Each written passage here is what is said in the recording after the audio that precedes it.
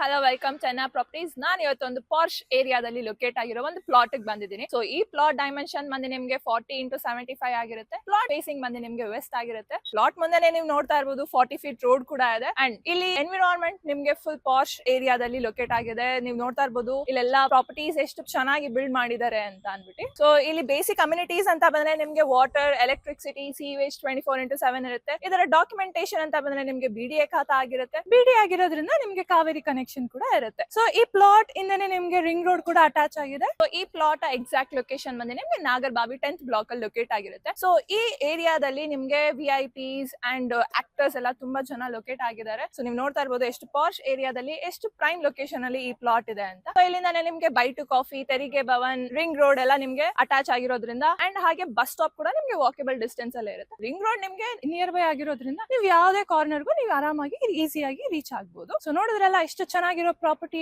ನೀವೇನಾದ್ರು ಪರ್ಚೇಸ್ ಮಾಡ್ಬೇಕು ಅಂದ್ರೆ ಸ್ಕ್ರೀನ್ ಮೇಲೆ ಕಾಣ್ತಾ ನಮಗೆ ಕಾಂಟ್ಯಾಕ್ಟ್ ಮಾಡಿ. ಯಾವುದೇ ತರದ ಬ್ರೋಕರೇಜ್ ಅಥವಾ ಕಮಿಷನ್ ಇದ್ರೆ ಡೈರೆಕ್ಟ್ ಕಾಂಟ್ಯಾಕ್ಟ್ ವಿತ್ ಓನರ್ ಇರುತ್ತೆ. Thank you.